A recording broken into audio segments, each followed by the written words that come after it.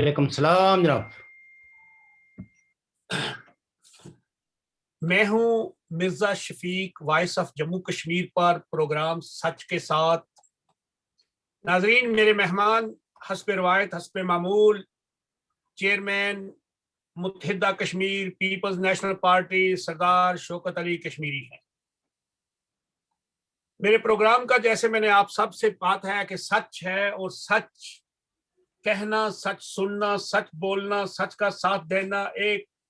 نہایت ہی کھٹن ہے اس دور میں. لیکن ہم نے اپنی ذات سے بھی وعدہ کیا ہے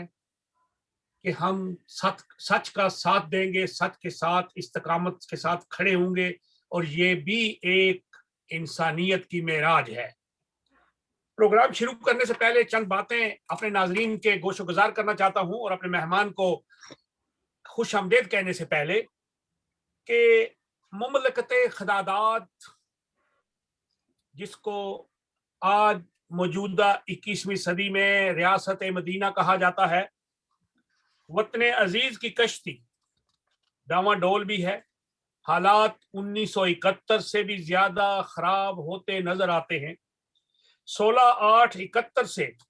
بھی زیادہ ممنکات ہیں. اب طفل تسلیاں نہیں چل سکتی. لیکن میں اپنے ناظرین کو بتاتا ہوں کہ ریاست مدینہ کے اور اس کے اصحاب کا کیا کردار ہے. کل رات میں ایک طارق فواد ملک صاحب، جو سابقہ براڈ شیٹ اور پاکستان کی نیب کے درمیان میں ایک پل کا کردار ادا کر رہے تھے، ان کا ایک انٹرویو تھا مبشر لقمان کے ساتھ. تو انہوں نے کہا جی کہ یہ جو ڈیل ہوئی ہے، یہ بعد میں جو ہے یہ سارے مسئلے جو ہیں یہ تو بس پتہ نہیں کیسے ہوگے. ہمارا کوئی قصور نہیں. میں جن کا ملازم تھا میں نے ان کے مفادات کا تحفظ کیا، اور جو ریاست پاکستان کے ملازم تھے انہوں نے ریاست کا تحفظ نہیں کیا، انہوں نے اپنی تجوریوں اور اپنی اولاد کے مستقبل کا تحفظ کیا. میں ناظرین اب اپنے مہمان کی طرف آتا ہوں، ان کو خوش آمدید کہتا ہوں. آپ کی طرف سے، اپنی طرف سے جناب سردار شوکت علی کشمیری صاحب کو اپنے پروگرام میں السلام علیکم جناب. میں آپ کو خوش آمدید کہتا ہوں پروگرام سچ میں. وعلیکم السلام جناب، بہت شکریہ کہ آپ نے مجھے موقع دیا. بہت شکریہ جناب. ہم تو ابھی موقع کیا دیں گے، ابھی تو پتہ لگتا ہے کہ پتہ نہیں کیا کیا. اگر کوئی بندہ تھوڑا جا ابھی کان کڈے تو اس کو پتہ نہیں، وہ تو کہتا ہے کہ میں بڑے پیسے لیتا ہوں. ابھی تو پتہ نہیں کیا کیا ہوتا ہے. تو ہمیں تو پتہ نہیں، اللہ نے آج تک کبھی کوئی ایسا آپ نے کوئی ہم پہ نائت نہیں کی، نوازش نہیں کوئی بندہ کرتا. تو چلو کوئی بات نہیں، وہ بھی بات کبھی کریں گے. سیاسی فنڈ حلال ہو گئے پاکستان میں. وہ جو پہلے آرام تھے نا، پاکستان کے وزیر اعظم کنٹینر پہ کہتے تھے کہ یہ M N A M P As کو رشوت پیسے دینا، سیاسی ترقیاتی فنڈ دینا، یہ سیاسی رشوت ہے. لیکن اب الحمدللہ ریاست مدینہ میں وہ حلال ہو گئے. میں آپ سے آج اور دو باتیں کرتا ہوں، اس کے بعد پھر آپ کے اوپر آؤں گا. پہلے M N A M P As کو کچھ حساس اداروں کے لوگ وزیر اعظم سے ملاقات کی خوشخبریاں سناتے تھے، وزیر اعظم صاحب سے. اب وہ ڈپٹی کمشنر اور اسسٹنٹ ڈپٹی کمشنر پر آ گئی ہے، اور ایس پی اور ڈی آئی جی پہ. یہ بھی آپ کو بتاؤں، پاکستانی عدالتیں سر نظریہ ضرورت کی اتنی عامی رہی ہیں اور اسی بنا پر ہی فیصلے کرتی رہی ہیں. اٹارنی جنرل نے عمر شیخ والے مقدمے کہا ہے سپریم کورٹ کو، جی امریکہ کا بڑا دباؤ پڑے گا. امریکہ میں اگر اس کا فیصلہ آپ کے مسائل ہوا تو فیصلہ اب پتہ نہیں کیا ہوتا ہے آگے. ثاقب نثار صاحب نے اپنے ہی ایک مقدمہ تھا سپریم کورٹ کا، جس میں عربی شہزادوں کو تلور کے شکار کی ممانعت کی تھی. بعد میں پھر نظریہ ضرورت کا تو اس کو بھی وہ اجازت مل گئی تھی اپنے ہی فیصلے پر. یہ بھی بڑا ایک تاریخ کا مسئلہ ہے کہ وہ خود ہی اس بینچ میں تھے، اس کے بعد دوبارہ پھر وہی کیا. تو سعودی عرب نے اپنے نصاب سے بے شمار اسلامی اسباق نکال دی ابھی. اور پیپلز پارٹی کے فیضل کنڈی صاحب نے کہا ہے کہ 25 M N A P T I کے ہمارے ساتھ ہیں، ہمارے پاس ہیں. تو میں انہی باتوں میں، یہ حالات حاضرہ کی بات ہے، سیاسی صورتحال ہے، اس پہ آپ سے بات کرتا ہوں کہ پہلے تو یہ بتائیں کہ یہ سیاسی فنڈ ابھی حلال کیسے ہو گئے. اور یہ جو فیصل کنڈی صاحب نے کہا ہے کہ 25 ایم این اے ہمارے پاس ہے، اس کے بارے میں، اور یہ عدالت کا جو فیصلے کی بات کی، اس کے بارے میں آپ بحیثیت سیاستدان، ایک قانون دان، اس بارے میں کیا کہتے ہیں؟ ہمارے ناظرین کو ذرا بتائیے. دیکھیے پہلے تو یہ ہے کہ جو آپ نے فرمایا تو کہتے ہیں کہ دبے الفاظ میں آپ بھی اسی پروپیگنڈے سے متاثر ہوگے جو آج کل پاکستان کی حکومت جو ہے وہ ہمارے خلاف پہلے تو وہ ڈس انفو لیب کا جی جی سہارا لے کے، تو حالانکہ اس ڈس انفو لیب میں ہمارے خلاف کسی قسم کی کوئی نہیں، بلکہ ہماری کنسرنز کو انڈورس کیا گیا اس میں. جی جی جی اور جس تضاد کو انہوں نے اجاگر کیا تھا وہ یہ تھا کہ سردار شوکت علی کشمیری یو این کے اندر انڈر این جی او جس کو ایکو ساک سٹیٹس حاصل ہے، سیراگ کے بینر تلے سپیچ کرتے ہیں اور نیوز میں پبلش جو ہے وہ ان کی پارٹی ہوتی ہے. تو اس کو انہوں نے ایک سکیم کے طور پر لیا. کس کے خلاف؟ ایک نیوز ایجنسی کے خلاف جس کا نام آئی این اے ہے، جی این این آئی ہے، N N I, sorry I N A نہیں، این این آئی. یہ جو انڈیا سے ہے وہ جی میرا خیال ہے. جی جی تو اور اس میں انہوں نے وہ کیا کہ یہ جتنے بھی اینٹی پاکستان یا پاکستان کے حوالے سے جو ہیومن رائٹس وائلیشنز ہوتی ہیں، whether it is under Pakistani occupied Jammu Kashmir یا پاکستان کے اندر ویدر اٹس بلوچستان اور سندھ اور ڈفرینٹ پارٹ، تو یہاں جو ڈیمونسٹریشنز ہوتے ہیں، جو لوگ پارٹیسپیٹ کرتے ہیں، تو ان لوگوں کے ان ایکٹیویٹیز کو این این آئی پاکستان کے خلاف استعمال کرتی ہے. جی انہوں نے کہا کہ ان لوگوں کی جو کنسرنس ہیں وہ جینون ہیں، لیکن پاکستانی میڈیا نے اپنی پرسنل لائکنگ اور ڈس لائکنگ کے تحت جن اور سب سے زیادہ اس میں جس آدمی کے خلاف پروپیگنڈا کیا گیا ہے یا جس پارٹی کے خلاف، وہ ہم لوگ ہیں اور united Kashmir people's national party. ویرائز کہ ہمارے جو نظریات ہیں، ہمارا جو بیانیہ ہے وہ بہت واضح، واشگاف، دو ٹوک، اس میں کسی قسم کی کوئی ایمبیگوٹی نہیں ہے کہ ہم United States of Jammu Kashmir چاہتے ہیں. جی ہم پاکستان کے جو انڈر اکوپیشن ہے اس اکوپیشن کو چیلنج کرنے والے ان اباء اولین میں ہیں. ہم سے پہلے بھی لوگوں نے چیلنج کیا، لیکن ہم یہ سمجھتے ہیں کہ ہم نے اس کو ذرا لاؤڈلی اور ویل آرگنائز مینرز میں چیلنج کیا کہ پاکستان جو United nation human right security council کی ریزولوشنز کا جو چیمپئن بنا ہوا ہے، حقیقت یہ ہے کہ ان ریزولوشنز کے اندر پاکستان کا جو رول متعین کیا گیا ہے اس رول کو پاکستان نے کبھی کمپلائی نہیں کیا ان ریزولوشنز کو، جس کی وجہ سے کشمیر کی جو یہ تقسیم ہے، اس کی جو غلامی ہے، اس کی جو مزریز ہیں، اس کی جو سیارات ہے وہ طویل ہوئی ہے. اور آج بھی جب کبھی بھی یونائٹڈ نیشنز کی سیکورٹی کونسل اگر اس پہ زور دے گی اس مسئلے کو حل کے لیے، تو پاکستان کے نہیں سب سے پہلے کمپلائی کرنا ہے، پاکستان نے ہی اپنے آپ کو وڈرا کرنا ہے، اور انڈین آرمی کا ایک بلک جو ہے وہ وڈرا ہوگا. اب یہ الگ سوال ہے کہ کیا یونائٹڈ نیشنز اپنی ریزولوشنز کو امپلیمنٹ کرانے کے لیے کیا کیا میکنزم استعمال کر سکتا اور کیا کیا نہیں کر سکتا. کیونکہ ہر ریزولوشنز جو ہے وہ یونائٹڈ نیشنز کے اندر جو پاس ہوتی ہیں وہ انڈر چیپٹر ہوتی ہیں. بعض ریزولوشنز ایسی ہوتی ہیں جو انڈر چیپٹر 7 ہوں، 5 ہوں، تو ان کی امپلیمنٹیشنز کے طریقہ کار جو ہے وہ مختلف ہیں. جی لہذا یہ جو ریزولوشنز ہیں اس میں ایک فورس جو ہے وہ یونائٹڈ نیشنز کے پاس نہیں ہے. اس لحاظ سے ان ریزولوشنز کو کہہ سکتے ہیں کہ یہ ریکمنڈیشنز ہیں، اور اس میں انڈیا اور پاکستان نے ان ریکمنڈیشنز کو ایکسپٹ کیا ہوا ہے. جی لہذا اب جب کبھی بھی عمل ہوگا تو ان کی اس ایکسپٹنس، ان کی سگنیچر، ان کی اپنی اس کمٹمنٹ جو عالمی برادری کے ساتھ انہوں نے کی ہے اس کے مطابق ہوگی، اور وہ میتھڈولوجی ڈکلیئر ہے. अभी एक और कोई गलगीती इन्होंने जो है वो निकाला है, वो भी मतलब ये। अब आप ये देखिए कि बहुत सारे लोग उसके हवाले से सवालात करते हैं सोशल मीडिया पे। उनको समझना चाहिए कि जो बेटा अपने बाप को बेवकूफ, जाहिल साबित कर रहा हो, कि उसका अपना कोई शोर नहीं था, उसकी अपनी कमिटमेंट कोई अपने लोगों के साथ नहीं थी, बल्कि लोगों ने उसको वर्गलाया, और मैं भी वर्गलाया गया हूं। शौकत साहब, एक सेकंड, एक सेकंड। जी जी आपने बात की है कि उसने अपने मैंने वो सुना है, मैंने वो पूरा पूरा पैगाम भी, वीडियो भी देखी उसकी जो थी, वो सुना, जो मुझे भी बहुत से लोगों ने भेजा, क्योंकि मेरा भी कांटेक्ट आपके साथ सोशल मीडिया और ये प्रोग्राम्स के होते हैं। बात यह है कि पेरिस की सर्दी नहीं, एक और मिनट, पेरिस की मुफलसी। एक मिनट मुझे बात करने दीजिए। जी जी। जो शख्स हैं अपने बाप को बेवकूफ, जाहिल, अजट साबित करे और ये कहे कि मेरे वालिद को भी इन लोगों ने वर्गलाया।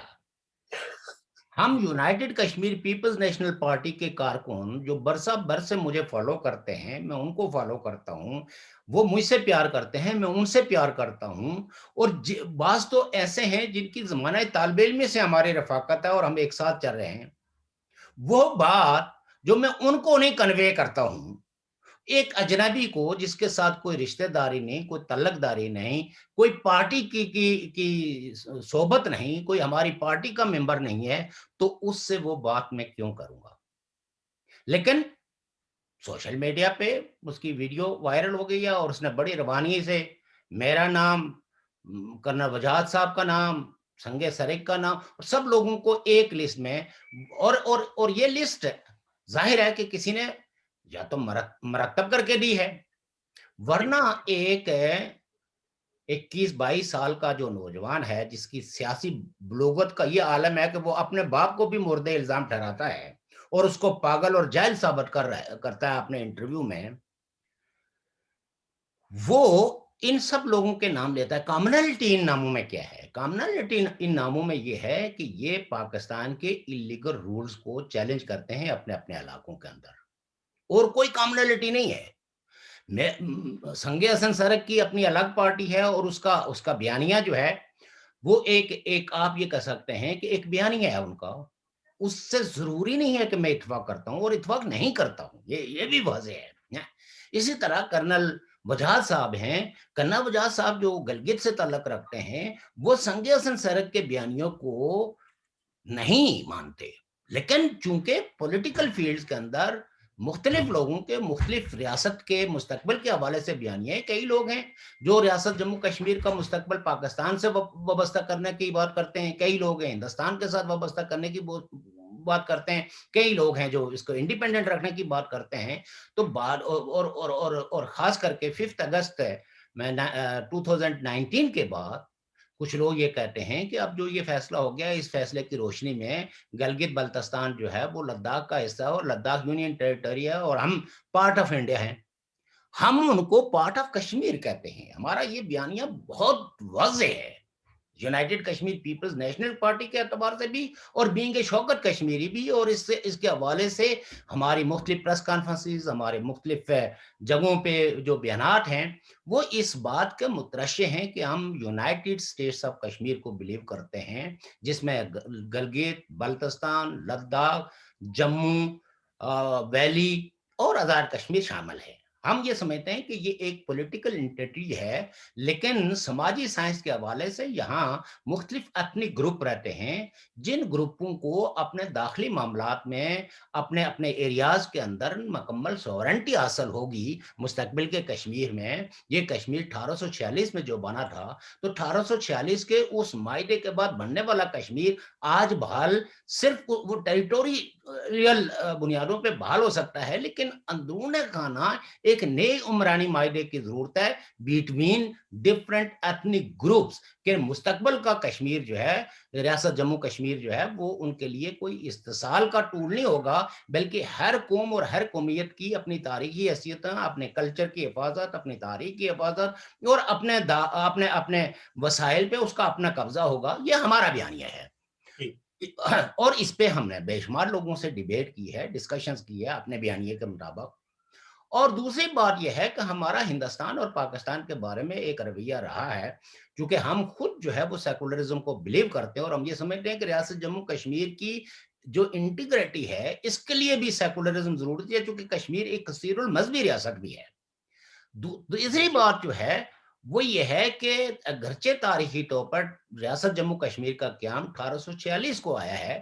لیکن جی آج کے ریاست جموں کشمیر کو قائم دائم کرنے کے لیے، اس کو دوبارہ اس کی تاریخی حیثیت بحال کرنے کے لیے ضروری ہے کہ ہم ایک دوسرے کے مذہبوں کا، ایک دوسرے کے عقیدوں کا، ایک دوسرے کی ٹیریٹری کا احترام کریں۔ احترام کریں جی اور پھر جو ہے وہ ہمارا پڑوسیوں کے بارے میں وہ ہے کہ یہ خطہ جو ہے یہ یہ پرامن ہونا چاہیے، اور یہ اڑوس پڑوس کے ملکوں کے لیے پیار اور محبت کو فروغ دینے والا ہونا چاہیے۔ اور اس میں ہم یہ سمجھتے ہیں کہ اگر یہ مسئلہ جو ہے وہ حل ہو جائے تو شاید ہندوستان اور پاکستان کے جو غریب عوام ہیں،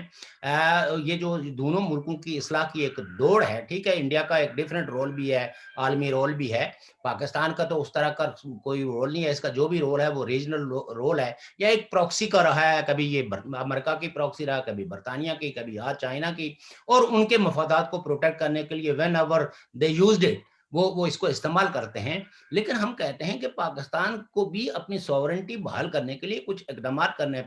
پڑیں گے۔ تو لہٰذا یہ ہے کہ یہ جو اصلاح کی دوڑ لگی ہوئی ہے، اس دوڑ سے ان کو نجات دلانے کے لیے بھی ضروری ہے کہ اس مسئلے کو کشمیر کے اندر بسنے والے لوگوں کی خواہشات کے مطابق حل ہونا چاہیے، اور یونائٹڈ نیشن کی ریزولوشنز بھی بنیادی طور پر کشمیریوں کی خواہشات اور ان کی شخصیتوں کا احترام سکھاتی ہے ان دونوں حکومتوں کو، کہ آپ ان کی وائسز، چونکہ پرنسپل پارٹی ہم ہیں، ہم نے ووٹ دینا ہے کہ ہم ہندوستان کے ساتھ جانا چاہتے ہیں یا پاکستان کے ساتھ جانا چاہتے ہیں، اور یہ یونائٹڈ نیشن نے جو مینڈیٹ کشمیریوں کو دیا ہے، ہمیں کسی کی ایجنٹی کرنے کی ضرورت نہیں ہے۔ We have already a title کہ ہم اس ٹائٹل کے مطابق ہندوستان کے ساتھ جانے کی، اگر ہم یہ سمجھتے ہیں کہ ہمارے عوام کا فائدہ جو ہے جی ایک سیکولر ڈیموکریٹک سوسائٹی کے اندر ہو سکتا ہے اور وہ ہندوستان ہے، تو ہمیں اس بات سے کوئی دنیا کی طاقت روک نہیں سکتی۔ لیکن ہم نے اس کے علاوہ راستہ منتخب کیا ہے۔ لیکن کل اگر ہم ہندوستان کی یا پاکستان کی بات کریں تو کوئی دنیا کا قانون جو ہے وہ according to U N resolutions جو ہمیں حق دیتا ہے اس حق سے روک نہیں سکتا۔ ہمیں کسی کی کوئی خفیہ طریقے سے کسی ڈیل کی ضرورت نہیں ہے۔ جی We have a mandate۔ ہمارا یہ حق حاصل ہے کہ ہم ہندوستان کے ساتھ جانے کے بارے میں اپنے عوام سے بات کریں، اور یونائٹڈ نیشن نے باقاعدہ جو ایگریمنٹ دونوں ملکوں سے سائن کروایا ہے، جس کو ٹروس ایگریمنٹ کرتے ہیں، اس ٹروس ایگریمنٹ میں یہ انشور کرانے کے لیے ان دونوں حکومتوں کو کہا گیا ہے کہ آپ جو ہے وہ کسی کی بھی فریڈم آف ایکسپریشنز کو پر کوئی قدغن نہیں لگائیں گے، تاکہ یہ اپنے آزادانہ طریقے سے اپنے مستقبل کا فیصلہ کرنے کے لیے اپنے عوام سے کمیونیکیٹ کر سکے۔ تو سو دیٹ پاکستان کو اب یہ جو 70 سال کا جو پروپیگنڈا بیانیہ ہے، جو پاکستانیوں پہ مسلط کر کے تو وہاں غیر جمہوری حکومتوں کو برقرار رکھا ہوا ہے اور اس ملک کے لوگوں کو غریب سے غریب تر کر رہے ہیں، اس بیانیوں کو بدلنے کی ضرورت ہے۔ اب اس پروپیگنڈے میں کوئی جان نہیں ہے، اور نہ ہی بلکہ یہ ایک کریڈیبلٹی ہے ہر اس شخص کی جس کے خلاف پروپیگنڈا کیا جاتا ہے، تو لوگ اس آدمی کو ایک جینون سمجھتے ہیں۔ اب آپ دیکھیں کہ جو ملک ہے اور جس ملک کے ادارے اپنے پرائم منسٹر 3 دفعہ رہنے والے پرائم منسٹر کو راہ کا ایجنٹ ثابت کرنے کی کوشش کر رہے ہوں، ایک جرنل جس نے کتاب لکھی، جس نے اپنی انٹلیکچل انپٹ دی ہے ایشوز پہ، اس کو راہ کا ایجنٹ ثابت کرنے کی کوشش کر رہے ہیں جنرل اسد درانی کو، جو آئی بی کا جو آئی ایس آئی کا بھی سربراہ رہا ہے، جو ایم آئی کا بھی سربراہ رہا ہے، اس کو صرف اسٹیبلشمنٹ کے بیانیے سے ہٹ کے بات کرنے کے جرم کی سزا دینے کے لیے اس کو کیا یعنی اس پہ غداریوں کے فتوے لگا رہے ہیں۔ تو پاکستان کی ریاست کو یہ سمجھنا چاہیے کہ ये फतवे, ये नारे, ये सर्टिफिकेट गद्दारियों के, ये अब बहुत फरसुदा हो चुके हैं और कोई आदमी इन बातों को बिलीव नहीं करता। इन बातों को वही लोग बिलीव करते हैं जो आपके तनख्वाहदार हैं, जिनको आप तनख्वाह दे के सोशल मीडिया पे जो है वो उसी प्रोपेगेंडे को और वो करते हैं, या पाकिस्तान का वो मीडिया जो आपके कंट्रोल में है, जो छोटा-मोटा भी आज़ाद मीडिया है, वो आपकी इन बातों को कैरी करने के लिए तैयार नहीं है और उसकी वो मीडिया सज़ा भुगत रहा है। आज़ाद सहाफ़ी जिन्होंने थोड़ी बहुत भी अपनी इंडिपेंडेंस दिखाई है, वो बेरोज़गारियों की शक्ल में आपने उनको चैनलों से निकाल के तो उनको सज़ा देने की कोशिश की है, लेकिन उनको नहीं सज़ा, बल्कि सज़ा तो उस रियासत और इस रियासत की वसीतर अवाम को दे रहे हैं। तो मेरे कहने का जो है वो एक तो ये था। इसी तरीके से अब आप जो जो आपका सवाल है कि अब ये शोर-शराबा करके तो ब्राडशीट में जो इन्होंने कमीशन कमाने के लिए जो इग्नोरेंस का मुजाहरा किया है और अब उसके जो डिफरेंट पार्टनर थे, वो जो कुछ कर रहे हैं, उन बातों को बिलीव करने के बजाय एक आजाद तहकीकाती इदारा कायम करने के बजाय आपने एक उस शख्स के सरबराही में कमीशन बनाया है जो खुद उस वक्त उन कमीशन होल्डरों और इस गलत फैसले को करने वालों का दायां या बायां हाथ था। तो लिहाजा इससे आप पाकिस्तान की रियासत है और उस रियासत को चलाने वालों की अकल, खिरत, शऊर, ज़मीर और फिर जो है वो उस रियासत के साथ वफादारी का पैमाना देख सकते हैं कि वो चोरों को, वो उन लोगों को जिन्होंने पाकिस्तान की रियासत को और पाकिस्तान के अवाम के मफादात को नुकसान पहुँचाया, उनको बचाने के लिए किस तरह के लोगों की क़ियादत में कमीशन मुकर्रर कर रहे हैं। और ये ये खुली हकीकत है कि पहली बात ये है कि इतने लॉ नोइंग जो अटॉर्नीज थे, जो पाकिस्तान के इन इदारों के मुलाजिमीन थे, उनकी मौजूदगी में इस तरह का जो वर्स्ट माइडा है, वो नहीं किया जाना चाहिए था। क्योंकि उस मायदे के अंदर रियासत को तो घाटा ही घाटा है और फायदा जो है वो ब्रॉडशीट को है। फिर आप ये देखिए कि 2003 में जब आप मायदा खत्म करने की इस्तता करते हैं और आप दो कंपनियों को, दो मुख्तलिफ शख्सियात को, जो एक कंपनी का सरबराह है, एक दूसरी कंपनी का, एक को $1.5 मिलियन देते हैं और दूसरे को आप 2.5 मिलियन देते हैं। और और वो कंपनियां इन प्रोसेस डाइल्यूट हो जाती हैं, वो कंकर्स हो जाती हैं।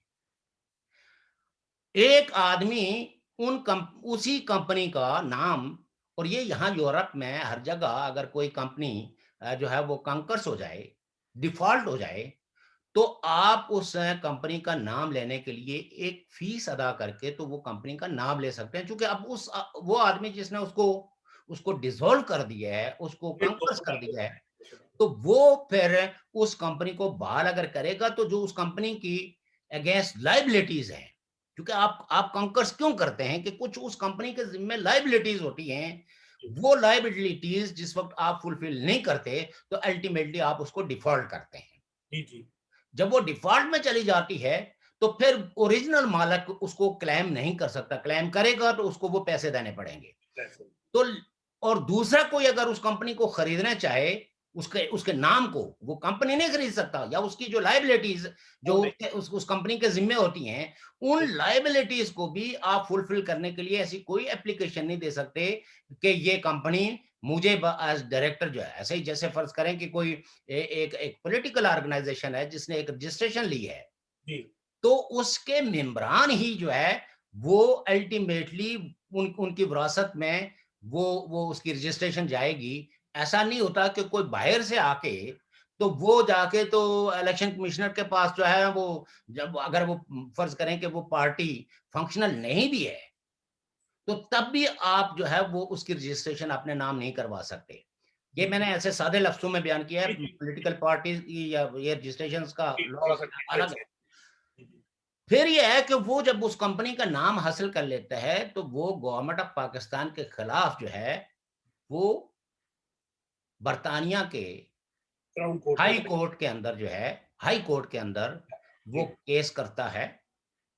कि इन्होंने मायदे को फुलफिल नहीं किया। और आप उस केस को लड़ने के बजाय आप आर्बिट्रेशन यानी सालिसी पे आप इत्फाक कर लेते हैं। सालिसी का कानून आर्बिट्रेशन का कानून ये होता है कि हम इस आदमी को फ्रीक मान रहे हैं, होना तो ये चाहिए था, बीइंग ए लॉ स्टूडेंट। मैं ये कहता हूं कि होना तो ये चाहिए था कि ये उसकी लोक स्टैंडाई को चैलेंज करते और वो दो मायदे जिन मायदों की रोशनी में पाकिस्तान ने $5 मिलियन दिए है, वो दिखाते कि हमने जिनके साथ सिग्नेचर किए थे, वो मायदा दिखाते कि ये हमने सिग्नेचर किए थे जिनके साथ, उनको हमने पे करके केस फॉरवर्ड कर दिया। अब इस आदमी का कोई लोक स्टैंड आई नहीं है, हमारा इसके साथ कोई बरह रास्त तल्लक नहीं है। उसने उस नाम को यूज करके और फिर उस वक्त की जो पॉलिसी मेकिंग बॉडीज थी, उनको आप ये कह सकते हैं कि एंगेज करके, तो चूंकि पीछे नीयत कमीशन कमाने की थी, तो आपने उसको चैलेंज, उसकी उसकी इसकी लोकस स्टैंडाई को भी चैलेंज नहीं किया, आपने कोर्ट के अंदर केस को फाइट नहीं किया, और अल्टीमेटली जो आर्बिट्रेटर था, जी, आर्बिट्रेटर ने ब्रॉडशीट को जो है वो जुर्माना वो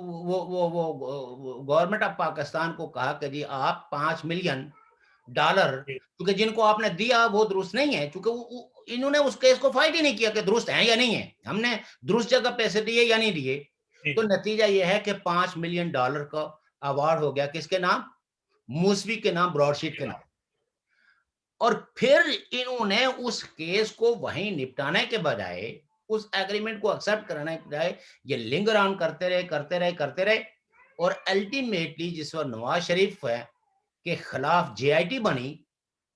और उस जेआईटी ने शायराना मुबालगा आराई की या हकायक बयान किए, वी डोंट नो।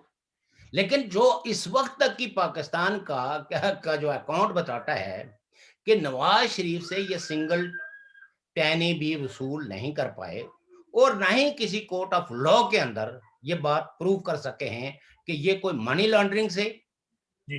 पैसे कमाए हैं या किसी किकबैक से या किसी तरक्याती स्कीम से इन्होंने पैसा छुपाया है, और किसी बैंक के, बल्कि बज़ाहिर जो कोई उनका मकान था, कोई जमीन थी बाहर, जो मतलब यह कि फर्ज करें कि उनके बेटों ने जो कोई प्लॉट, कोई फैक्ट्री लगाई है, तो जी, उसका सारा अमाउंट वो करके, तो नवाज शरीफ के खिलाफ इन्होंने जो जो रिपोर्ट जेआईटी ने साबर की, तो उस पे उसने कहा कि जो ये तो चूंकि नाम मेरी लिस्ट में शामिल था, तो लिहाजा अब ये तो गवर्नमेंट ऑफ पाकिस्तान और सुप्रीम कोर्ट ने इसको इंडोर्स कर दिया है, लिहाजा ये पैसे भी, तो आपने $29 बिलियन जो है, $1 मिलियन जो है, वो वो उसकी आपको दे दिया। तो इससे आप पाकिस्तान के इदारों की सफिशिएंसी है कि वो कितने एक सफिशिएंट हैं, कितने एक क्लेवर हैं, कितने एक स्टेट के इंटरेस्ट को प्रोटेक्ट करने के लिए लॉ नोइंग हैं, और कितने एक इग्नोरेंट हैं और कमीशन कमाने के लिए किस तरह आंखें बंद कर लेते हैं। और इसी तरह की वहां की इंटेलिजेंस एजेंसीज का भी आलम यही है। एक और आप ये देखिए कि आज उसके जो पार्टनर्स हैं, अब कभी आप पाकिस्तान के टीवी टॉक शोज देखें, वो कभी जो है वो फवाद मलक को जिम्मेदार करा देते हैं, कभी किसी को, जो असल मुजरम हैं, जिन्होंने सिग्नेचर किए, जिन्होंने लॉ को जो इग्नोर किया, जिसमें उन्होंने पाकिस्तान के इंटरेस्ट को मद्देनजर नहीं रखा, वो चूंकि मिलिट्री जनरल्स हैं, रिटायर्ड जनरल्स हैं, तो उनके बारे में तो कोई बात कहने से तो पाकिस्तानी मीडिया जो है सवालात उठाने से कतराता है, तो इधर उधर की दाएं बाएं की बातें करते हैं। इसलिए मैं कहता हूं कि अब जो, और इमरान खान के वो सारे बयानात, जब वो ये कहते थे कि एमएनएस को, एमपीएस को तरक्याती बजट मुख्तस करना दरअसल बदतरीन किस्म की करप्शन है, बिल्कुल, आज उन्होंने अपने ही बयान को वापस लेके तो कैबिनेट में ये फैसला कर लिया है कि जनाब तमाम एमएनएस को और एमपीएस को 50-50 करोड़ रुपया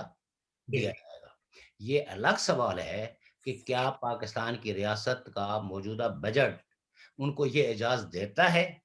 कि वो तमाम एमएनएस और एमपीएस को जो है वो इतना ह्यूज बजट जो है वो दे सकें तरक्याती स्कीमों के नाम पे, या उनके पास इतना सफिशिएंट बजट है ही नहीं। ये तो सीधी-सी बात है कि ये जो आ रहे हैं इलेक्शंस सेनेट के, उन इलेक्शंस को मैनिपुलेट करने के लिए ये एक तरह की रिश्वत ऑफर की गई है कि अगर आप हमारे खड़े किए हुए उम्मीदवारों को वोट देंगे तो आपको 50 करोड़ रुपया दिया जाएगा, और 50 करोड़ रुपया देने का मतलब ये होता है कि इसमें आप अपना जितना कमीशन रख के आगे कोई ठेकेदारी दें, लेकिन हमें कॉन्स्टिट्यूशनली इतना स्ट्रांग करें कि हम अपनी मर्जी की कोई भी कॉन्स्टिट्यूशन के अंदर तरमीम ला सकें। मजीद पैसे भी आपको आगे मिलते और और इस पे पाकिस्तान की सारी एस्टेब्लिशमेंट ने आंखें बंद बंद करके तो वो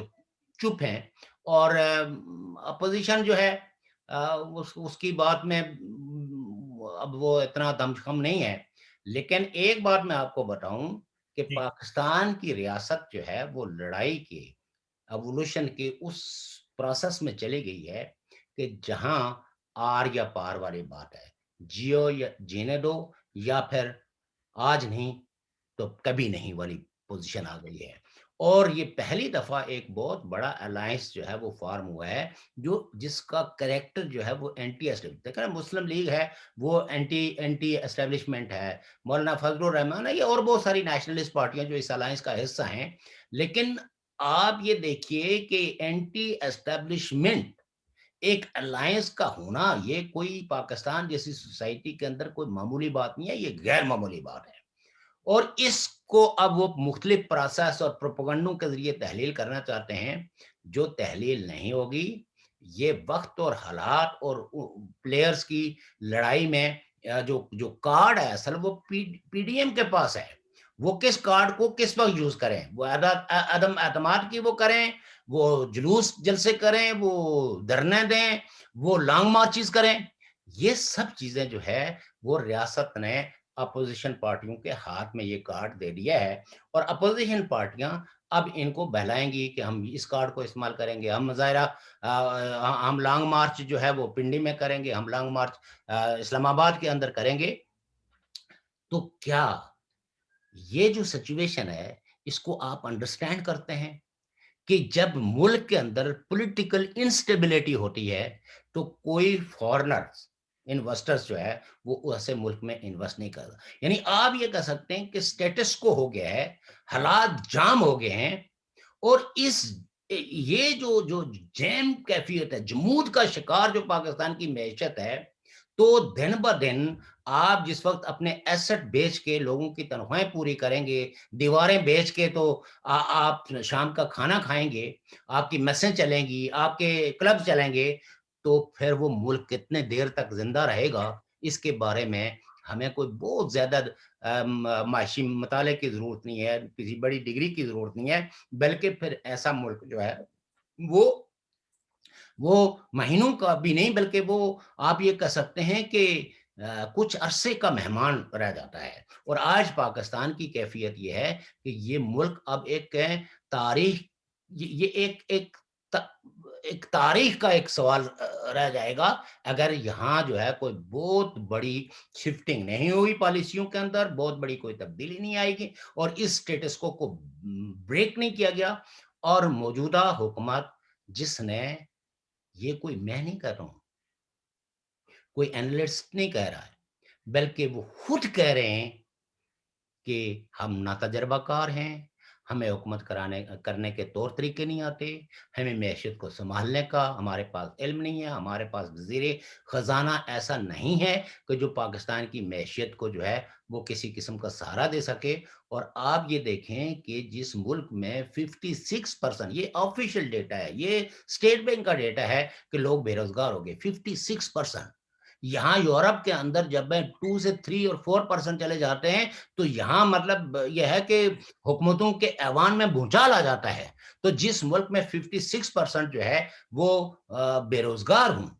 تو اس ملک کی ڈی اسٹیبلائزیشن، یہ کوئی میرے کہنے کی ضرورت نہیں ہے، وہ تو ڈی اسٹیبلائز ہو چکا ہوا ہے. اب اس کو اسٹیبلائز کرنے کے لیے جن اقدامات کی ضرورت ہے اگر وہ نہیں ہوتے تو پھر اسی طرح کی یہ تماشا چند ایک دنوں کا لگے گا اور اب تماشا جلدی وائنڈ اپ بھی ہو جائے گا. تو سوری میں اب نے آپ کے سوال کا جواب ذرا تھوڑا لمبا دیا اچھی کیونکہ بات ہے،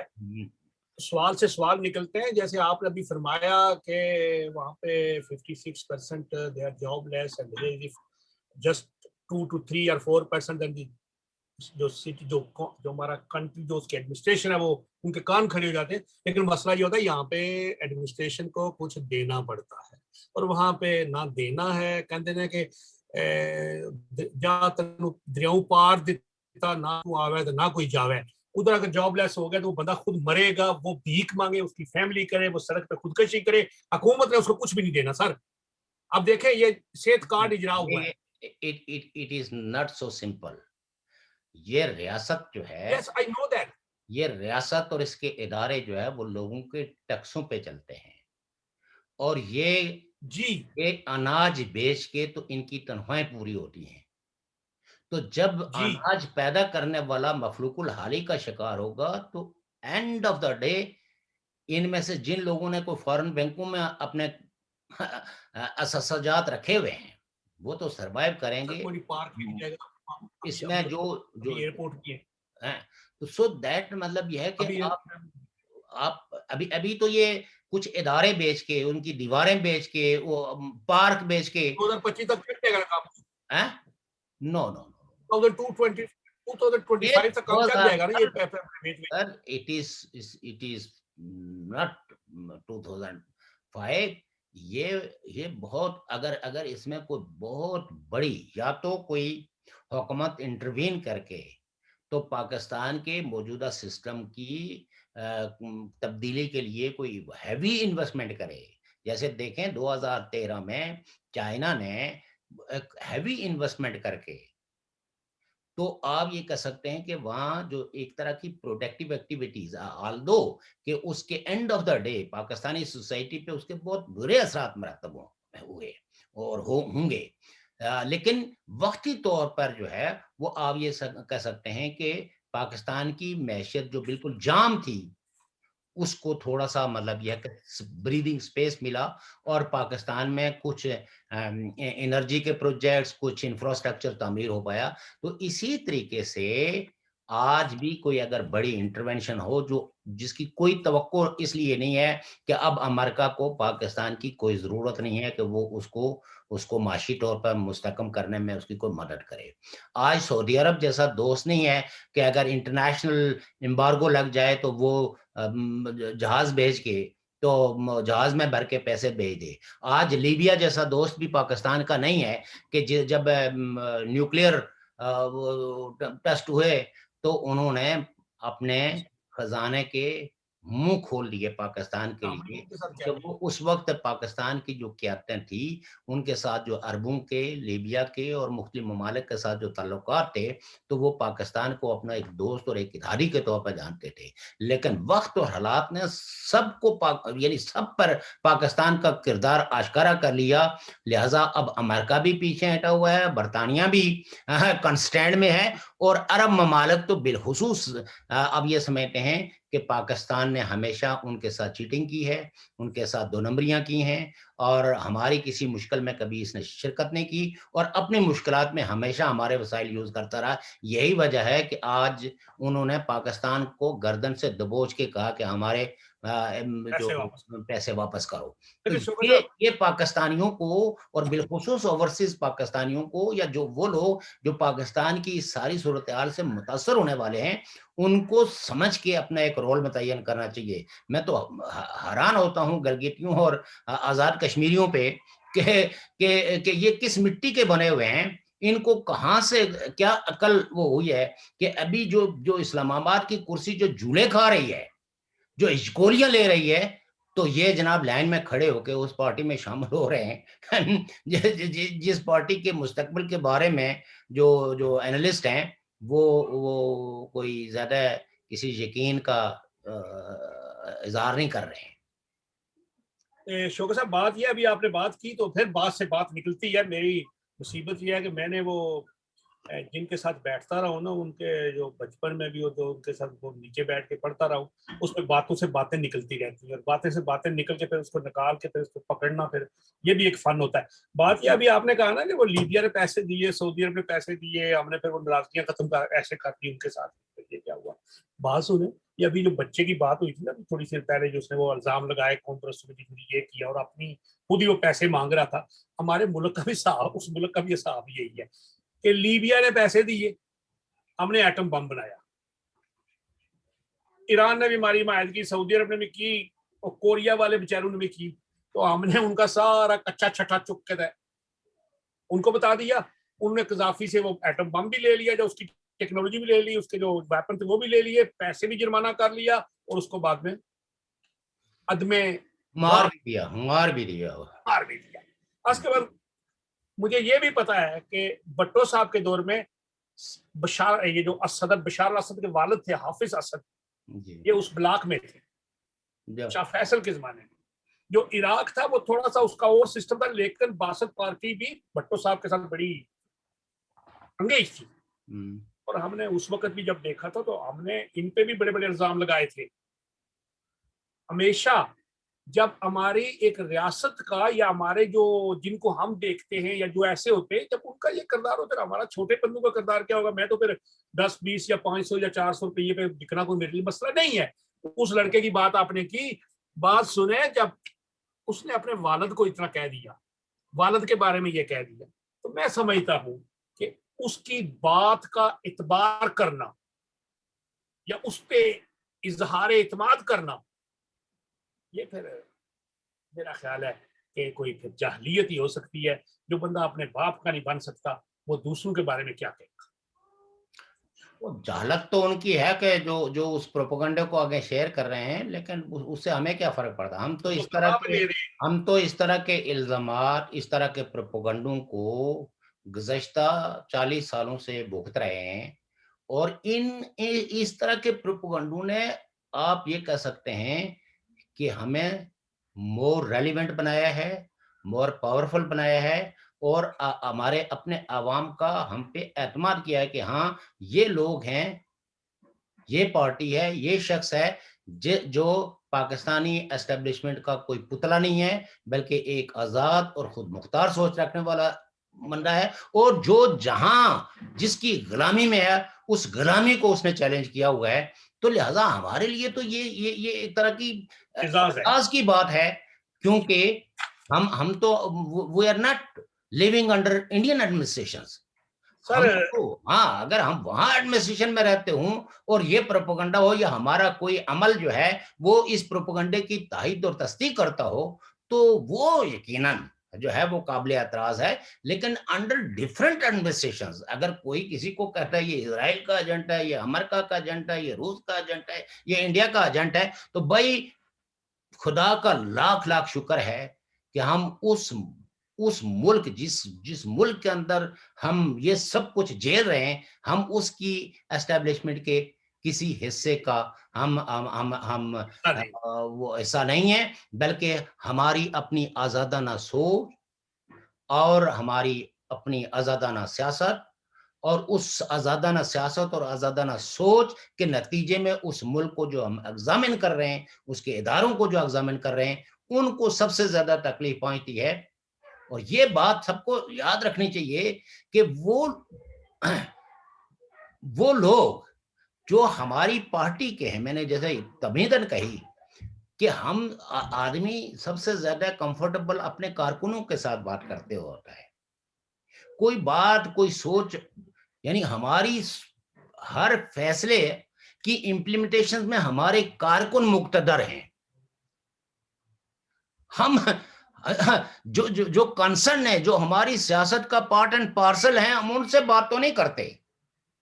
उसके बड़े बड़े ओहदेदारों से बात नहीं करते,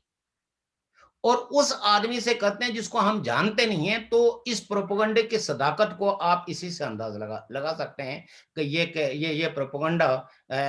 इस प्रोपेगेंडे के अंदर कितनी एक हकीकत होगी باقی میں نے بات کر لی کہ جو آدمی اپنے باپ کو پاگل اور بیوقوف اور پکھنڈی کہہ سکتا ہے تو وہ باقی کسی کے لیے کیا، وہ چار پیسے کسی نے دیے ہوں گے اور ساتھ میں اس نے لسٹ دے دی ہوگی کہ ان لوگوں کے خلاف آپ بات کریں. میں ایک بات بھول جاؤں گا. ایک تو ہمارے محترم عرفان یعقوب صاحب ہیں کامریڈ، ان کی والدہ کا انتقال ہو گیا، تو ان کے ساتھ بھی میں اظہار تعزیت کرتا ہوں اور دعا گو ہوں کہ اللہ انہیں اس صدمے کو برداشت کرنے کی ہمت اور توفیق دے. اور باقی ریاست جموں کشمیر میں بھی آپ کو پتہ ہے کہ اس پینڈیمک کی وجہ سے بے شمار لوگ جو ہے وہ اس جہاں سے رخصت ہو گئے، تو ان کے حوالے سے بھی ہم دعا گو ہیں. اور میں بہرحال آپ کے اس پروگرام میں بلوچ قوم کو اسپیشل سلوٹ کرنا چاہتا ہوں کہ کریمہ بلوچ جو ان کی اپنی بیٹی تھی جس نے پاکستان کے خلاف جو ہے وہ کینیڈا کے اندر اسائلم لی ہوئی تھی، اور جب وہ اس کی ڈیڈ باڈی پہنچی تو ہزاروں پاکستان کے جمہوریت پسندوں نے، نیشنلسٹوں نے اور بالخصوص بلوچ قوم نے اس ڈیڈ باڈی کو جس طرح ریسیو کیا، اس کو جس طرح کی سلامی دی، اس کو جس طرح کی، اور تمام وہ پولیٹیکل پارٹیز جو بلوچستان سے تعلق رکھتی تھی، ایم این ایز ہیں، ایم پی ایز ہیں، بلوچستان اسمبلی میں ہوں یا قومی اسمبلی میں، پاکستان کی قومی اسمبلی میں ہوں، تو میں یہ سمجھتا ہوں کہ یہ جو جس قوم کے اتنے باشعور لیڈر ہوں اور جن کو اپنے کسی کا احساس ہو کہ وہ ہم سے چھین لیا گیا ہے، اس پہ وہ کسی جھجک کا مظاہرہ نہ کریں، تو میں سمجھتا ہوں کہ ایسی قوم کو جلد و دیر آزاد ہونا ہے، اور بلوچ قوم اپنا حق لے کے رہیں گے، اپنی شناخت کو برقرار رکھیں گے. اور اس عمل نے مجھے ایک بات یہ کہنے پہ مجبور کر دی ہے کہ ہمارے اس پورے خطے کے اندر اگر سب سے زیادہ باشعور میچور ہیں تو وہ بلوچ ہیں، جو اپنے دوستوں کو پہچانتے ہیں اور اپنے دشمنوں کو پہچانتے ہیں. ہمارے شاید خطوں کے لوگوں کو ابھی دوست اور دشمن کی پہچان میں کافی فاصلہ طے کرنا سر. گل ایک اور بات آ گئی، کہتے ہیں کہ کسی بندے کو ایک دفعہ مار دینا وہ کئی سسکا کر تڑپا کر زیادہ اذیت ہوتی ہے میرا خیال ہے تڑپا کے مارنے سے. جی اگر کسی بندے کو ایک دفعہ مار دیا جائے یا کسی جانور کو چھری ذبح کر دے وہ آرام سے جان نکل جاتی ہے. اگر تڑپا کر کند چھری دوسرا کچھ کرے تو وہ بندہ تڑپ کے مرتا ہے نا. دیکھیے بات یہ ہے کہ جو لوگ بھی پردیس میں رہتے ہیں جی، جو جلا وطن ہیں جی، وہ روزانہ مرتے ہیں اور روزانہ جیتے ہیں. مرنے اور جینے کے درمیان وہ زندگیاں گزار رہے ہیں. تو جو آدمی اس جہاں سے چلا جاتا ہے اور واپس اس کو اپنی دھرتی کی آگوش مل جاتی ہے تو میں سمجھتا ہوں کہ وہ زیادہ سکون میں چلا جاتا ہے. کسی اور موضوع سے بات یہ تھی کہ پچھلے ایک مہینے میں، یہ سوا مہینہ تو ایک مہینہ، اس میں حکومت پاکستان نے وزیر اعظم نے اپنی یعنی کہ وہ مرضی سے 16 روپے 50 پیسے پیٹرول کی قیمتوں میں اضافہ کیا ہے. جی، لیکن 3 قسطوں میں یعنی تھوڑا تھوڑا کر کے. تو وہ ساتھ بھی یہ کہا کہ اوگرا نے ہمیں کہا تھا کہ اتنے پیسے، میں نے کہا نہیں اتنے نہیں، 2 روپے 30 میں ہوں گے. پھر 2-4 دن کے بعد دوسرا کر دیا. اور یعنی کہ ایک بم ایسے عوام کو ماموں بنایا جاتا ہے کہ ان کو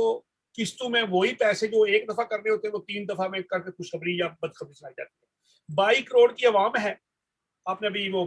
ان کی والدہ کی ڈیتھ ہوئی ہے تو مجھے وہ ذہن میں وہ بات آ گئی. 22 کروڑ کی عوام کے لیے 1.5 لاکھ ویکسین آئی ہے، اور 1.5 لاکھ ویکسین کے بارے میں minister of health Punjab doctor محترمہ یاسمین راشد صاحبہ نے کہا کہ اپنی ذمہ داری تے لوانی جے، ساڈے تے نہ رویا جے تے نہ ہی اسی کل کوئی تانوں کسے غلطی یا کسے کی ان کہندے جی وہ کوئی ڈیمیج کوئی مسئلہ ایسا ہو جائے کیجویلٹی تو ہم ذمہ دار نہیں ہوں گے. یعنی جاگدے رہنا جے ساڈے تے نہیں جے رہنا، یہ ان کا حال ہے. ہم اس کس قوم کی بات وہ میں آپ کو بتاؤں بیسیکلی پاکستان میں کنسپریسی تھیریز جو ہے نا وہ پریویل کرتی ہیں. پہلے تو جن بوٹوں کی کہانیاں ہوتی تھی اور عمومی طور پر مختلف لوگ ہوتے تھے جو مختلف قبروں کو اور مختلف جگہوں کو گلوریفائی کرتے تھے. مسئلہ یہ تھا کہ جو ریاست جو ہے نا وہ اپنے عوام کی بنیادی ضروریات کو پوری نہ کرتی ہو، علاج معالجے کی ان کو سہولتیں دینے میں ناکام ہو، تو وہ عمومی طور پر اس طرح کا رویہ اختیار کرتے ہیں. اب آپ دیکھیں نا کہ اپوزیشن زور دے رہی ہے کہ آپ بتائیں کہ آپ نے ویکسین کے لیے کتنا آرڈر دیا ہے. گورنمنٹ فگر دینے کے لیے تیار نہیں ہے، چونکہ ویکسین چلو جی ایک آدھ ٹرک تو کوئی خرچ گالی کے طور پر یا ایک آدھ جہاز تو کوئی 1,00,000 2,00,000 3,00,000 ویکسینز تو جو ہے وہ خرچ گالی کے طور پر دی جا سکتی ہیں، لیکن 22 کروڑ عوام کے لیے جو ویکسین آئے گی تو اس کے لیے پاکستان کے خزانے سے پیسے دیے جائیں گے. پاکستان کی حکومت نے قسم کھائی ہوئی ہے کہ ہم نے پاکستان کے لوگوں کی صحت اور ان کے تحفظ کے لیے ایک ٹیڑھی پائی خرچ نہیں کرنی ہے. لہذا یاسمین راشد صاحبہ جو ہے وہ لوگوں کو دراصل ان خدشات سے آگاہ کر رہی ہے جو خدشے آلریڈی حکومتی ایجنسیوں نے پھیلائے ہوئے ہیں کہ اس ویکسین سے مرد لیں گے تو وہ جو ہے وہ ہو جائیں گے، نامرد ہو جائیں گے، عورتیں لیں گی تو وہ پانچ ہو جائیں گی. پھر یہ ہے کہ جی اس میں ایسا محلول ہے جو انجیکٹ ہوگا تو آپ میں چپ آ جائے گی. اب میں کہتا ہوں کہ پاکستان مطلب فرض کریں کہ if you are a honest people، میں اگر آنےسٹ ہوں تو اگر میری جسم میں کوئی اسٹیٹ جو ہے وہ چپ بھی لگاتی ہے تو اس سے کیا فرق پڑے گا؟ کچھ بھی نہیں. وہ جسٹ میری ایکٹیویٹیز کو چیک کرنا چاہتے ہیں نا. اگر میری کوئی ایکٹیویٹی ایلیگل نہیں ہے تو مجھے تو کسی چیز سے کوئی پرابلم نہیں ہے. جب میں ایک کہیں آئی فون لے کے کیری کرتا ہوں تو آئی فون ہو یا جو اینڈرائڈ فونز ہیں یہ تو ساری آپ یوں سمجھیں کہ آپ کہاں بیٹھے ہیں، کہاں چلے ہیں، کہاں رہ رہے ہیں، یہ ساری اطلاعات جو ہے نا وہ اتھارٹیز کو دیتا ہے. تو ہماری اگر کوئی ایکٹیویٹی خدا نہ خواستہ ان دی آئیز آف لا درست نہیں ہے تو میں سمجھتا ہوں کہ ہماری تصحیح ہونی چاہیے. اگر فرض کریں کہ ہم کسی لاپرواہی میں ہیں یا اگنورنس آف لا کی بنیاد پہ اگر کوئی ایسا کام کر بھی رہے ہیں تو یہ اچھا ہے کہ اتھارٹیز ہمیں وارن کریں. اس میں ڈر تو اس کو ہونا چاہیے جو دہشت گردی میں ملوث ہے، جو فرقہ واریت میں ملوث ہے، جو قتل و غارت گری میں ملوث ہے، جو رشوت میں ملوث ہے، جو ہے وہ انسانوں کو کوئی تکلیف پہنچانے میں ملوث ہے. ہم جیسے لوگوں کو یا پاکستان کے عام سادہ لوگوں کو اس ویکسین سے کیا خوفزدگی ہو سکتی ہے، اور اگر ان میں چپ چلی جائے تو وہ چپ جو ہے وہ زیادہ سے زیادہ آپ کی ایکٹیویٹیز کے بارے میں بتائے گی نا. تو لہٰذا یہ ساری تھیوریز اس لیے وہ کی جاتی ہیں کہ تاکہ لوگ اس حکومت کے خلاف کوئی ڈیمونسٹریشن نہ کریں کہ آپ نے جو ویکسین منگوانے میں دیر کیوں کی، آپ نے اس کو بک کیوں نہیں کروایا، کوئی اس بنیاد پہ ہماری صحت کے بارے میں آپ نے کیوں لاپرواہی برتی. تو لہذا وہ ویکسین کے بارے میں طرح طرح کے پروپیگنڈے اور جس ملک کا دوست جو ہے وہ عارف نقوی جیسا ہو اور جن ان کے پروجیکٹس پہ وہ اہم پارٹنر ہو تو آپ اس حکومت کے نیکوکار ہونے کے بارے میں اچھی طریقے سے جو ہے وہ دیکھ سکتے ہیں کہ وہ کتنے ایک نیکوکار ہیں، کتنے ایک دیانتدار ہیں، کتنے ایک ٹرانسپیرنٹ ہیں. یہ تو اس کے لیے تو آپ کو کوئی پی ایچ ڈی کرنی چاہیے. ابھی آپ نے فرمایا کہ اس اسٹیٹ کے پاس وہ ہیلتھ کے لیے پیسے نہیں ہیں یا کچھ ویکسین کے لیے. بات یہ ہے چھوٹی سی بات پوچھا کہ پاکستان کی جو 22 کروڑ عوام ہے یہ نادرا کے پاس رجسٹرڈ ہے، شناختی کارڈ ہے نا ان کے پاس. جی اچھا تو شناختی کارڈ کا کیا معنی ہوتا ہے؟ شناختی کارڈ از آئیڈینٹی کارڈ. آئیڈینٹی کارڈ کہ آپ کی شناخت آپ کی شریعت ہے، اس میں بھی چپ ہے. چپ ہے. صحت کارڈ جو دے رہے ہیں اس کا کیا مسئلہ ہے کہ جی علاج کرائیں اپنا، یہی ہے نا، اسی لیے ہے نا. تو کیا وہی بندے کا شناختی کارڈ نہیں آپ دیکھیں نا جی کہ اس چپ کے خلاف پروپیگنڈا اس لیے نہیں ہے جی کہ یہ وہاں کے اداروں کی ضرورت ہے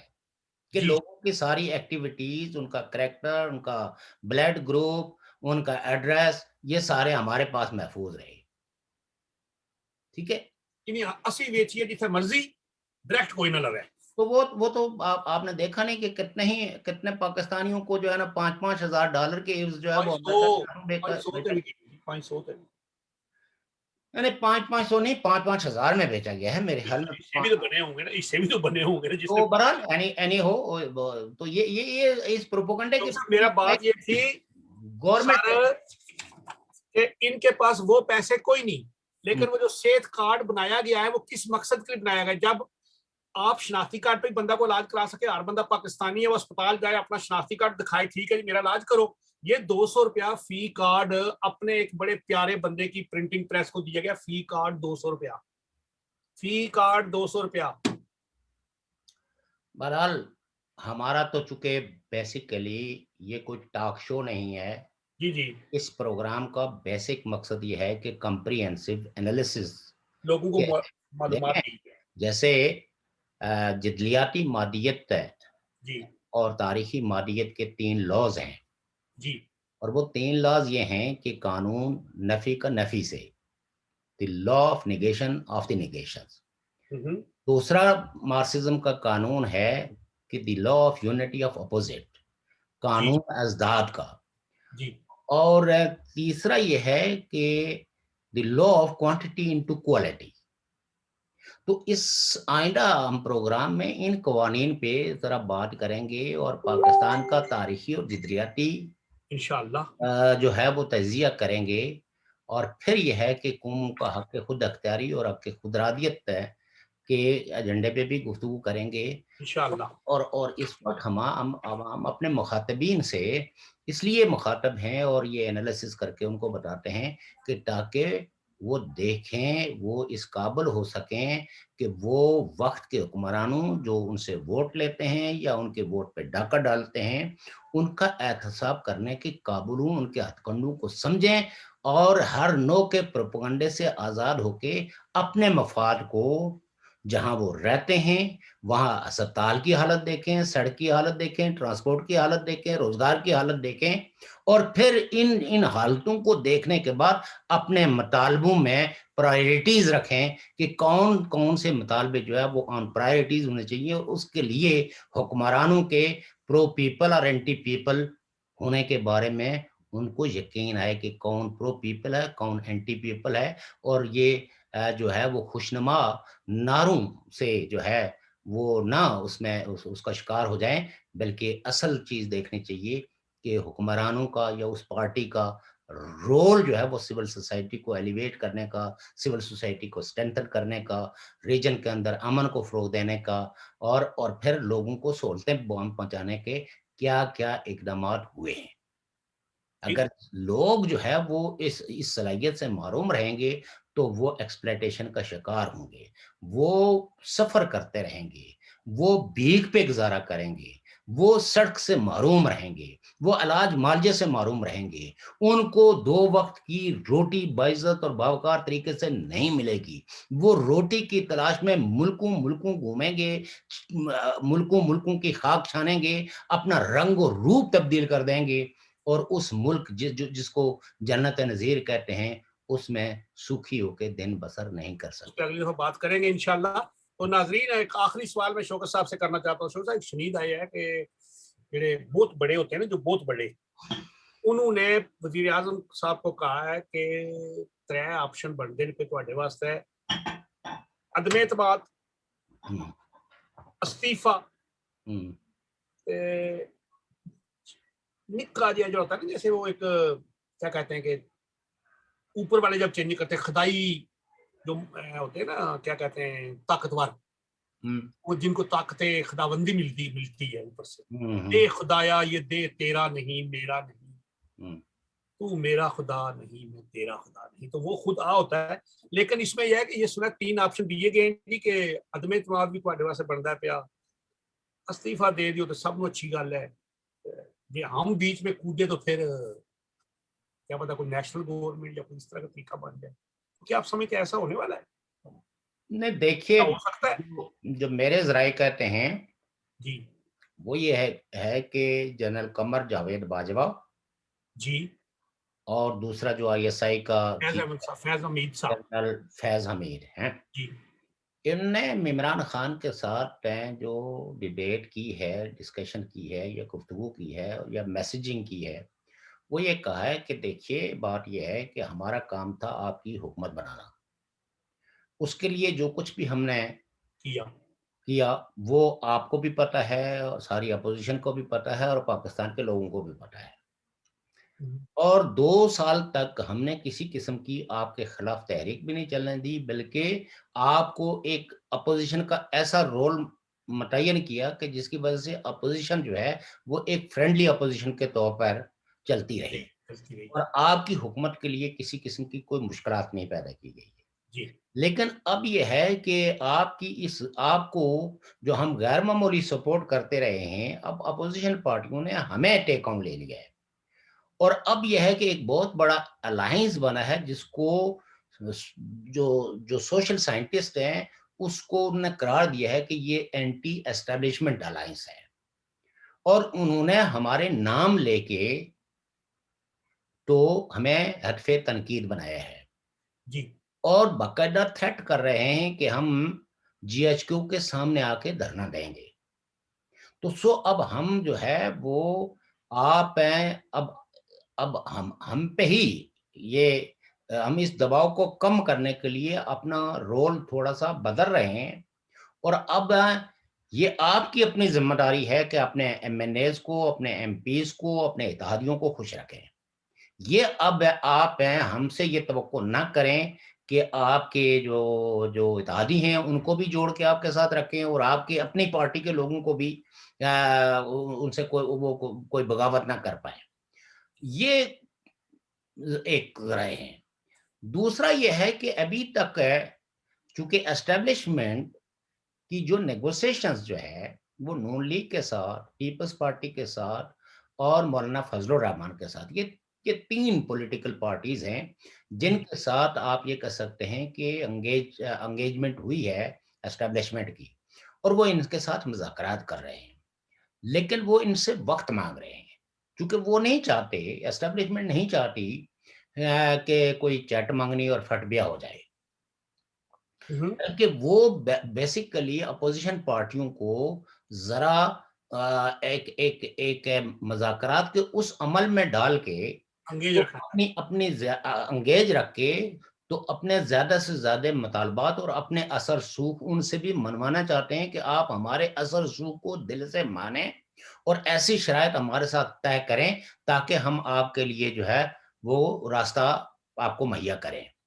یہ جو عدم اعتماد کی تو اور اپوزیشن نے بھی بہت خوبصورت قسم کی جو ہے وہ پتے ماسس کے اندر پھینک دیے ہیں، کیونکہ اپوزیشن کو بھی کوئی اتنی جلدی تو ہے نہیں، جو قید و بند کی انہوں نے صحبتیں برداشت کرنی تھی، جتنی یہ کوکھاڑ بچھاڑ ہونی تھی تو وہ ان کی ہو گئی ہے، اور ابھی بھی کیسز ان کے خلاف چل رہے ہیں، تو لہٰذا پیپلز پارٹی سے انہوں نے عدم اعتماد کی دلیل دے کے، یعنی نعرہ لگوا کے، تو ایک طرف یہ یعنی یوں سمجھے کہ جتنی بھی پولیٹیکل پارٹیز جو الائنس کے اندر تھی، ان میں تھوڑی سی ایک سپیس کریٹ کی ہے، آپ یہ کہہ سکتے ہیں کہ اسٹیبلشمنٹ کے لیے، کہ ہم کلی طور پر اینٹی اسٹیبلشمنٹ نہیں ہیں، ہم صرف اس رول کے خلاف ہیں جس رول کی وجہ سے ہماری جو سیاسی حکومتیں ہیں، سویلین حکومتیں ہیں، وہ ڈی اسٹیبلائز ہوتی ہیں،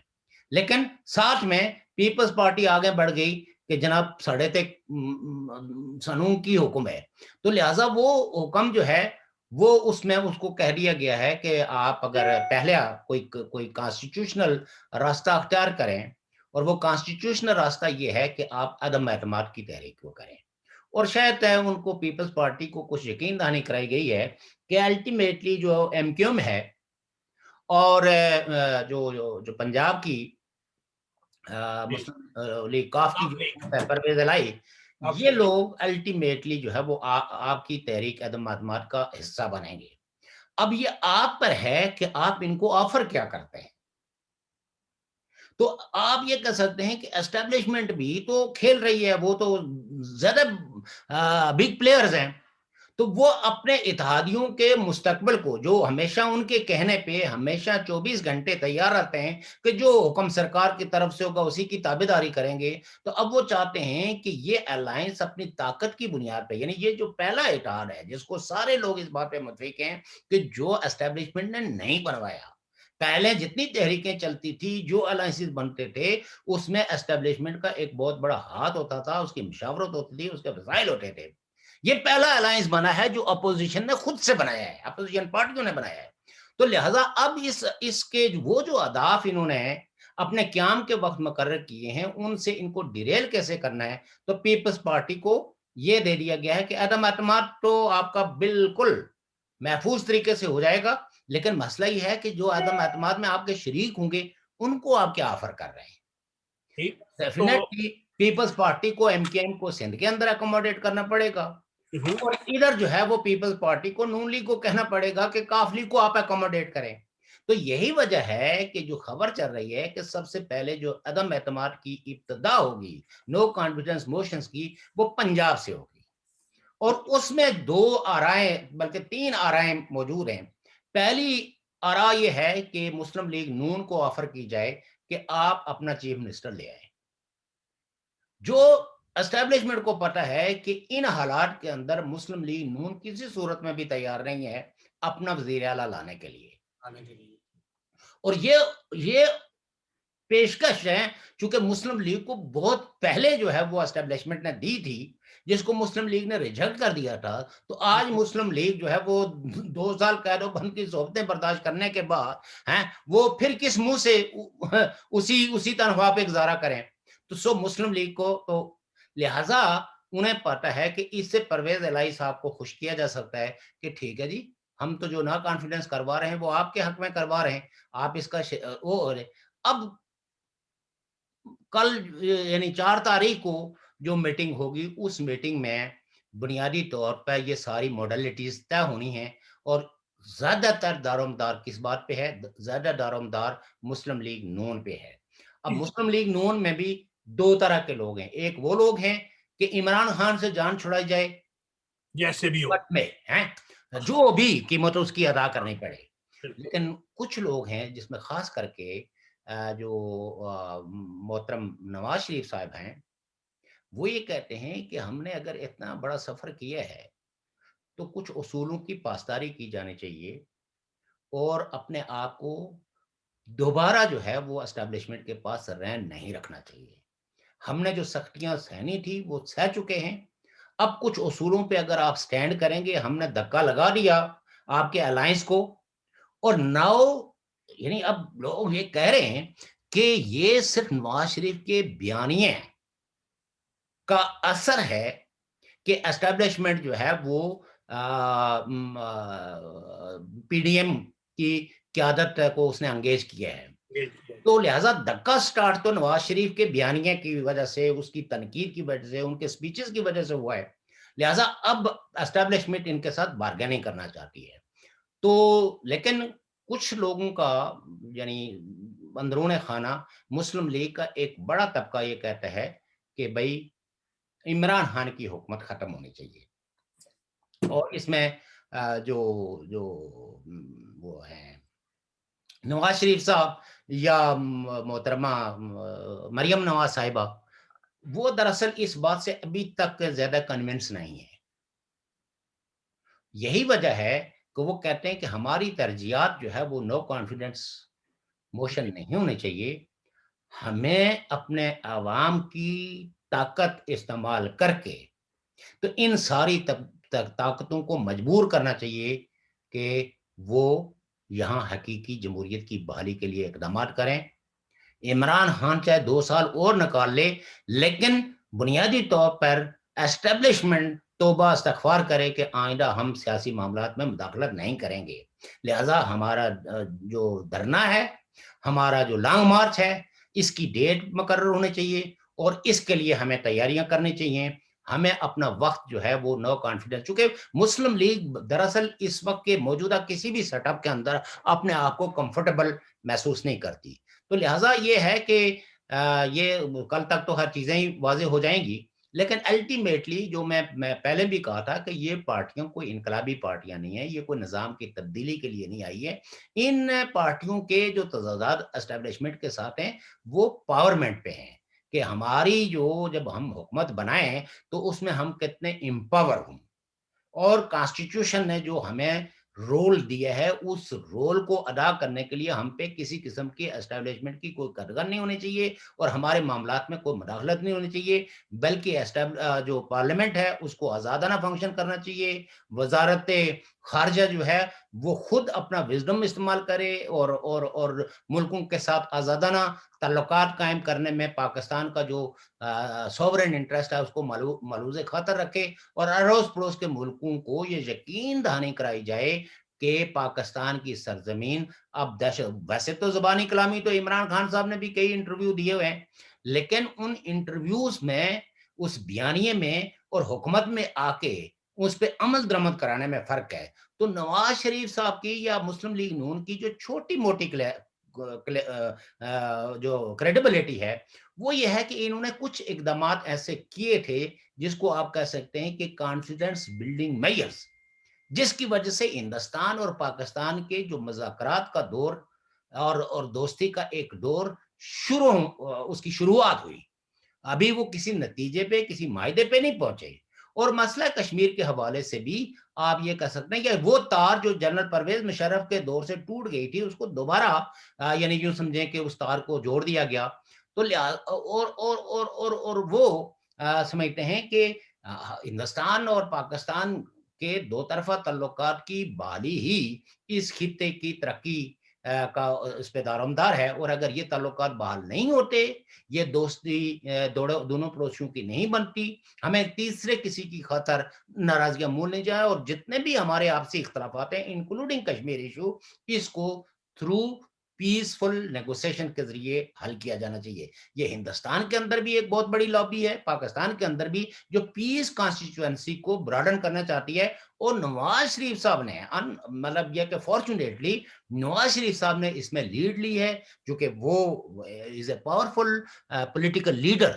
اور انہوں نے اس پہ اختلاف کرنے کے بجائے یا اس کو ڈیویٹ کرنے کے بجائے اس ایجنڈے کو پروموٹ کرنے کے لیے انہوں نے کچھ اقدامات ایسے کیے جس سے اعتماد سازی کا ایک ماحول پیدا ہوا تھا. تو دیٹس وائی. اور اگر اس ماحول کے اندر میں سمجھتا ہوں کہ ہندوستان اور پاکستان ایک دوسرے کو انگیج کرتے تو کشمیریوں کو زیادہ سے زیادہ آزادی ملتی. میں نہیں کہتا کہ ان کی کوئی سوورنٹی ہوتی، میں نہیں کہتا کہ تقسیم کی لکیر مٹ جاتی، لیکن ایٹ لیسٹ ان کے ملنے جلنے کے، ان کے باہمی تجارت کے، ان کے وفود کا اور لوگوں کی آمد و رفت کے، یہ بہت ساری چیزیں جو ہے وہ انحصار کرتی ہیں پاکستان کے اور ہندوستان کے تعلقات پہ. تو سو دیٹ ہمیں جو خواہش کرنی چاہیے وہ یہ کرنی چاہیے کہ پاکستان کے اقتدار پہ وہ پارٹیاں آئیں، وہ لوگ آئیں جو امن کے ایجنڈے کو آگے بڑھانا چاہتے ہیں، جو پراکسیز کے ذریعے اپنے اپنے چھوٹے چھوٹے گینز نہ وہ کریں. چونکہ اور یہ چیز ہم اپنے تجربے کی بنیاد پہ کہتے ہیں کہ پاکستان نے افغانستان کے اندر اپنی پراکسیز کو انسٹال کرنے کی کوشش کی. الٹیمیٹلی آج افغانستان کا ایک بڑا حصہ، ایک بڑے تعداد میں لوگ جو ہے وہ پاکستان کے خلاف ہیں. پاکستان نے کشمیر کے اندر اپنی پروکسیز کے ذریعے اپنا ایجنڈا ڈیفائن کرنے کی کوشش کی. ریاست جموں کشمیر آج اتنے برے حالات کے باوجود وہ پاکستان کی طرف نہیں دیکھ رہے ہیں. کیوں نہیں دیکھ رہے ہیں؟ انہیں پتہ ہے کہ پاکستان کی طرف سے ہمارے سروں پہ بلائی مسلط کی گئی ہے، ہم پہ کوئی رحم نہیں کھایا گیا ہے. لہذا وہ بندوق برداری کے اس خوف کی وجہ سے وہ پاکستان کی طرف دیکھنے کے روادار نہیں ہے. وہ آج بھی مطلب یہ ہے کہ وہ ہندوستان کی طرف، ہندوستان کی جمہوری قوتوں کی طرف دیکھ رہے ہیں کہ جو کچھ بھی موجودہ حکومت ان کے ساتھ کر رہی ہے امتیازی سلوک، اس سلوک کو ختم کرانے میں، اس سلوک کو، اس امتیازی برتاؤ کو ہٹانے میں اور ہماری تاریخی ریاست کی بحالی میں ہندوستان کا جمہوریت پسند، سیکولر، سول سوسائٹی کا نمائندہ اور وہاں کے میڈیا وہ ان کی مدد کرے گا. تو یہ میں سمجھتا ہوں کہ پاکستان کی لوگوں کے لیے ایک آئی اوپنر ہے. شوکت صاحب ہمارا پروگرام کافی طویل ہو رہا ہے آہستہ آہستہ. جی بس میرے خیال میں اس کو وائنڈ اپ. بس میں اپنے ناظرین سے ایک آخری تو چند ہاں، گزارشات ہیں. میں ایک چیز مجھے بھول گئی ہے. جی سر جی. بہت ایک مقتدر جو لیڈر تھے قوم پرست، اپنے میر افضال سلیریا، جی سفر وہ آباد. مطلب ان کی وہ بھی ہمیں داغ مفرقت دے گئے، ان کو ہارٹ اٹیک ہوا ہے. تو جی میں آج کے اس پروگرام کی توسط سے ان کی پارٹی کے رہنماؤں سے بھی اظہار تعزیت کرتا ہوں، اس کے انٹائر فیملی سے بھی، اور میں ان کو خراج عقیدت پیش کرتا ہوں. بہت وہ بڑے بندے تھے جی. انہوں نے جدوجہد کی ایک اچھا رول ادا کیا مظفر آباد کے اندر، مظفر آباد کے لوگوں کے حق کے لیے انہوں نے آواز بلند کی، اور یقیناً ان کی وہ آواز ہم سب لوگوں کی آواز تھی. تو اور ہمیں ایک اچھے ساتھی سے معروم ہو گئے، ایک اچھے رہنما سے معروم ہو گئے، جو زمانہ طالب علمی سے ہی ایک نیک اور شریفانہ آدرشیں رکھتے تھے. تو بہرحال آپ کے آج کے اس پروگرام کے توسط سے میں ان کے ساتھ بھی جی. میں اپنے ناظرین میں اور ان کے بھی خاندان کے تعزیت ساتھ کرتا ہوں ان سے، ان کی فیملی سے، اور ان کی خدمات کو یاد رکھا جائے گا. وہ ایک بڑی بردبار شخصیت تھے، بڑے اپنی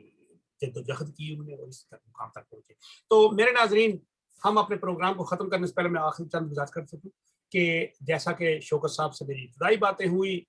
یہ جو ہتھ کنڈے ہوتے ہیں نا کہ کسی کو بدنام کرنے، یہ اس وقت شروع ہوتے ہیں کہ جب کسی کے پاس دلائل ختم ہو جائیں، حقائق کا سامنا نہ کر سکے، تو پھر آخری اربہ رہتا ہے کہ بندے کو الزام لگا دو کہ اس پہ یہ الزام ہے، یہ ہے.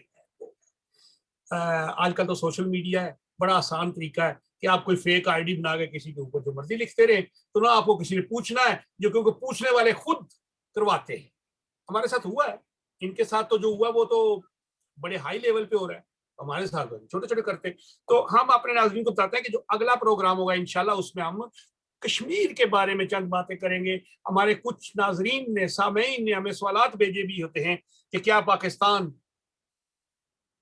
دوست ممالک کی طرف سے اقوام متحدہ پر دباؤ نہیں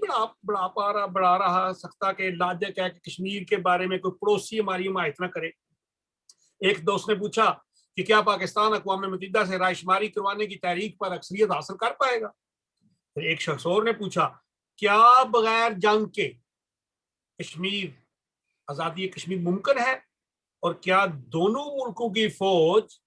اس جنگ کی متحمل ہو سکتی ہے. ہم اگلی دفعہ اس بات پہ بات کریں گے، اور اگلی دفعہ ہمارے پاس بہت سے اور مسائل بھی ہیں، حالات حاضرہ بھی ہوگا، کشمیر کے بارے میں بھی ہوگا، اور ہمارے جو کچھ کشمیری خود مختار یعنی ایک ریاست کے جو بڑے لوگ کچھ اس دنیا سے چلے گئے، جیسے آن جہانی کرشن دیو سیٹھی، جس طرح یہ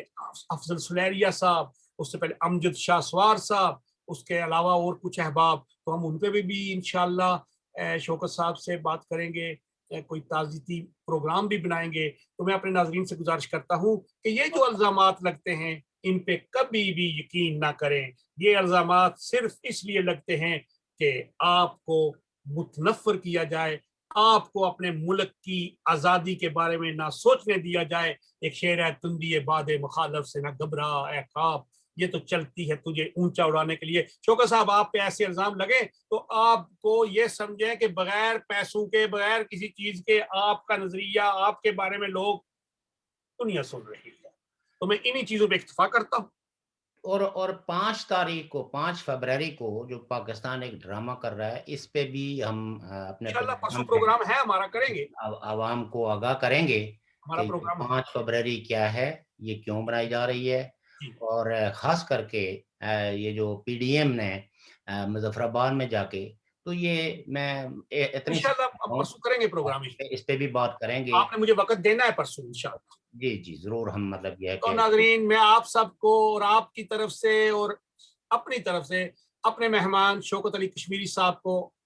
خدا حافظ کہتا ہوں، اور انشاءاللہ نیک تمنوں کے ساتھ رخصت کرتا ہوں. پرسوں پھر ہم پروگرام ہوگا، اور آپ سب سے بھی اجازت چاہتا ہوں. مرزا شفیق، اللہ حافظ.